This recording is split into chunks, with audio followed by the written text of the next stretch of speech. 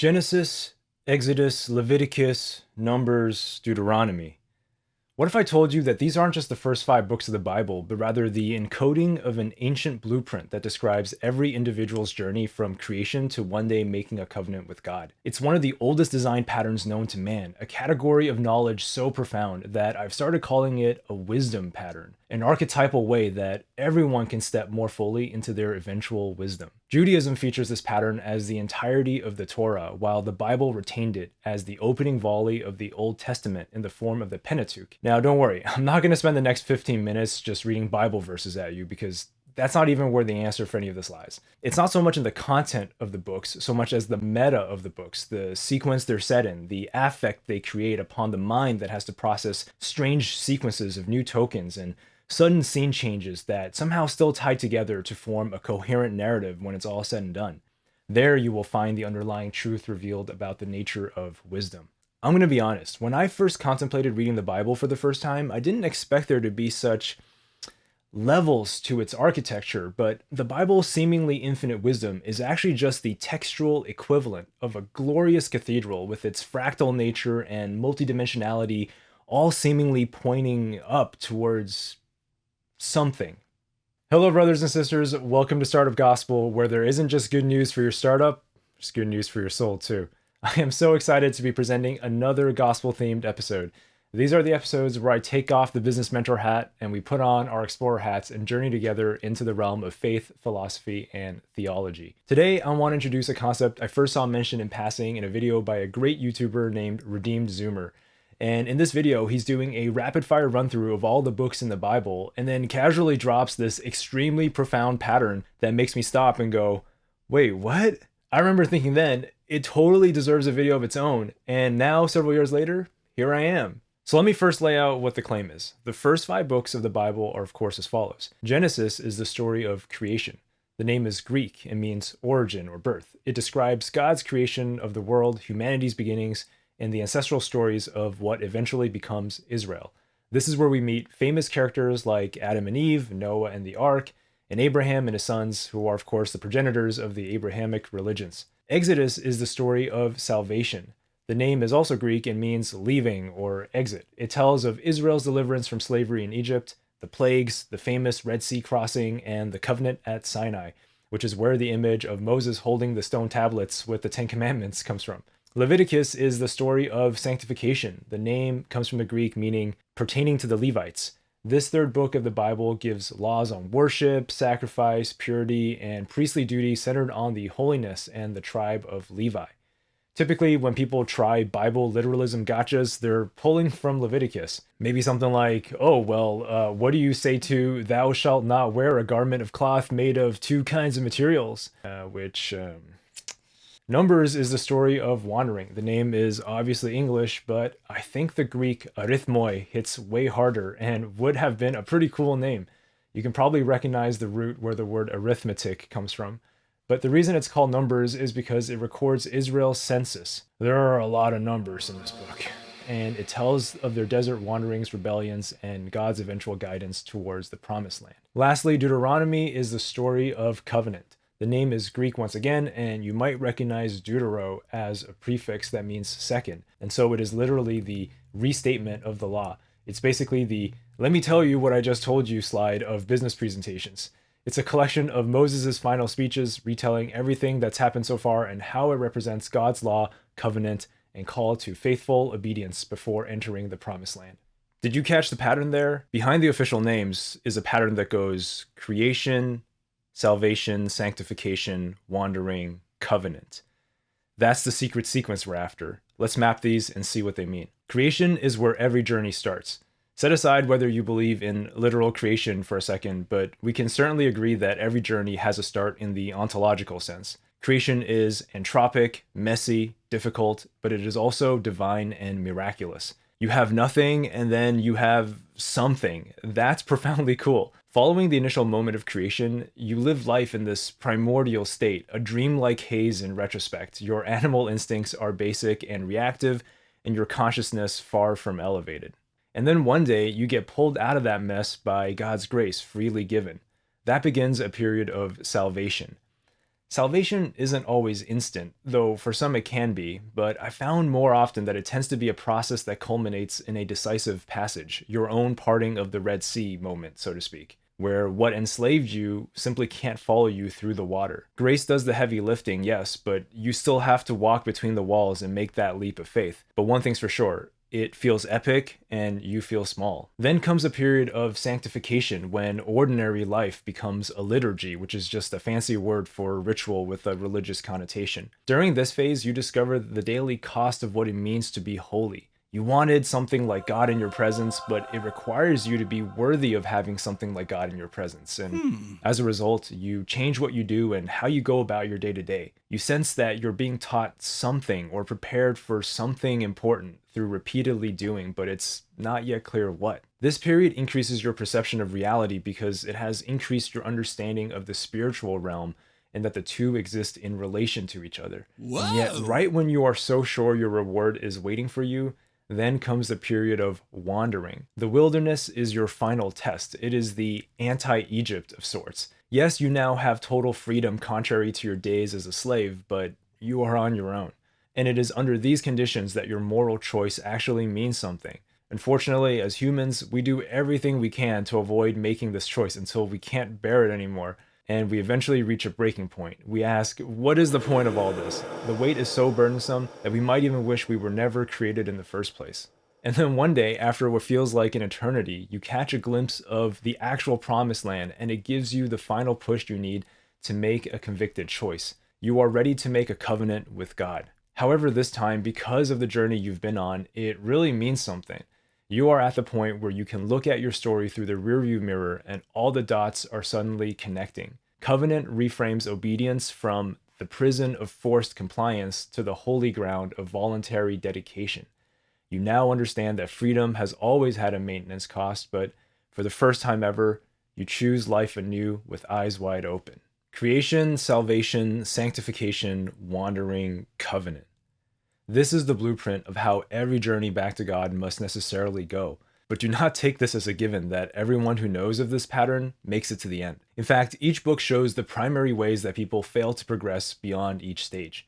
Just look at Genesis, for example. Famously, after Adam and Eve's fall from grace, there is senseless murder, deception, betrayal, animalistic debasement. It goes on for pages and pages, scene after scene. In Exodus, we are shown multitudes who share the infamous Matrix character Cypher's longing for steak, even though he knows it's fake, unable to handle their new reality. They complain and tell Moses that it was, quote, better to serve the Egyptians. Then they test God and demand that Moses produce water on command. And later, when Moses leaves for what seems like just a moment too long, they make a golden calf as a reassuring material idol to worship instead. Have you ever tried saving somebody before? My conclusion is that people don't want to be saved.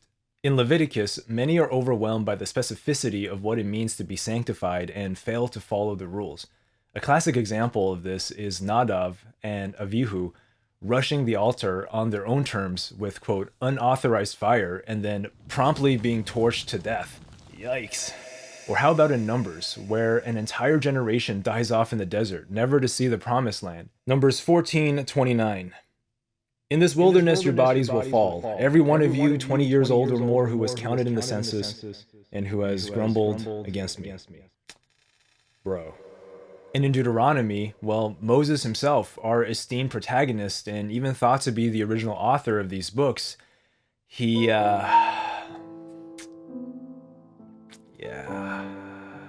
fact, it seems there are more ways to not reach the promised land than there are to actually arrive in one piece. And the observant reader will catch even the most random of asides and see the exquisite metagame unfolding in these pages.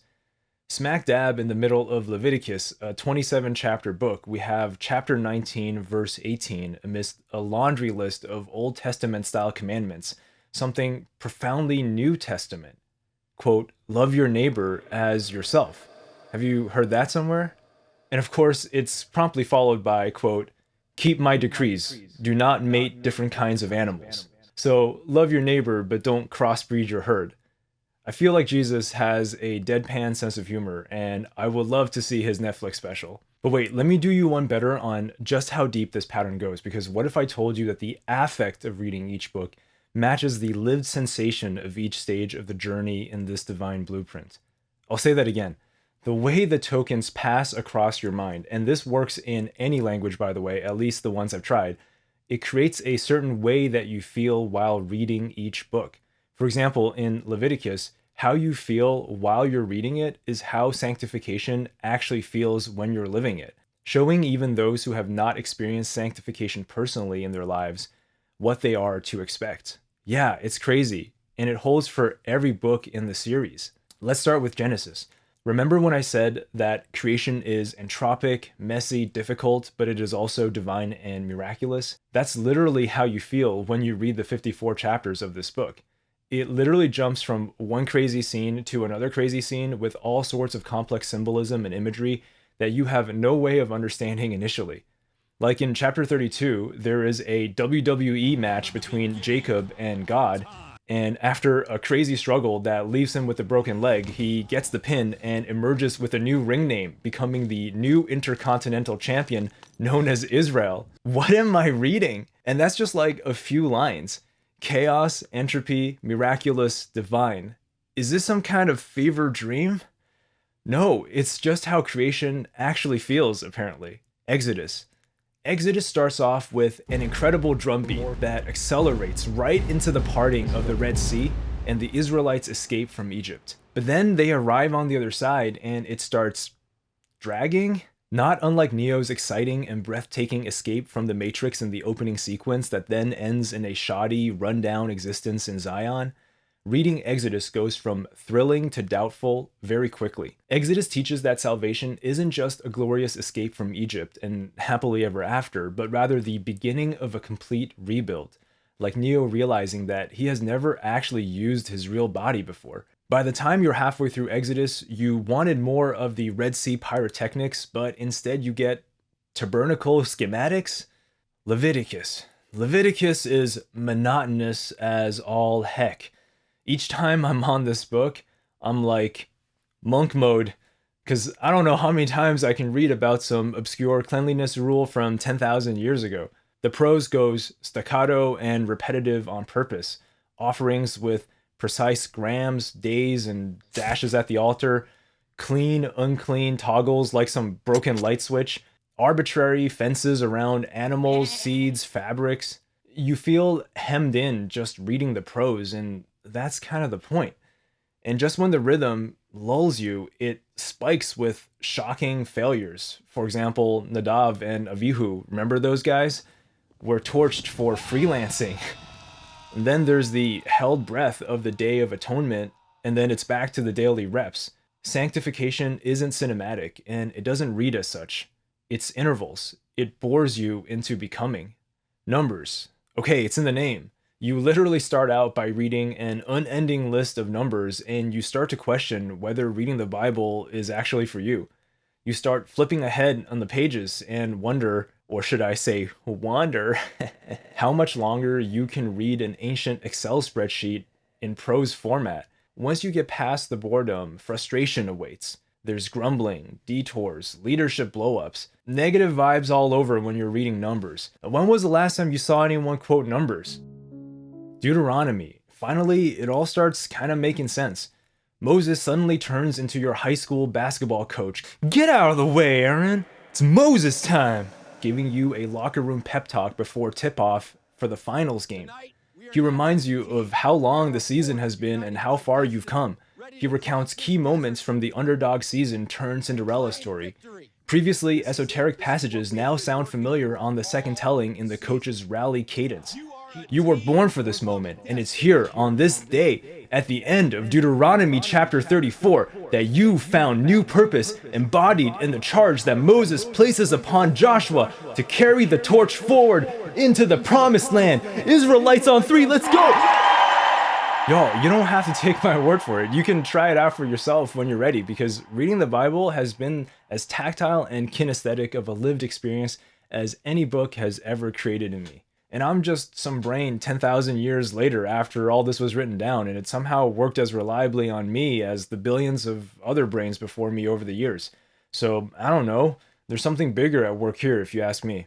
All right, I think this is a good place to end it. I thought about showing how this pattern has played out in my own life because it certainly helped me contextualize and put a lot of things into perspective, but I think it's a good idea to have a video where the pattern can stand on its own in case you wanted to share it with someone and they don't need to be knowing about that time when I embarrassed myself in front of the whole. I'll do another video in the future with an example of how to map this pattern onto your own life based on how I mapped mine, which might serve as some inspiration. But for now, I'm happy if I've awakened some curiosity towards how the Bible routinely and effortlessly transcends the one-dimensional encoding of text and through this little meat computer projects a higher dimensional space that routinely causes it to implode on itself.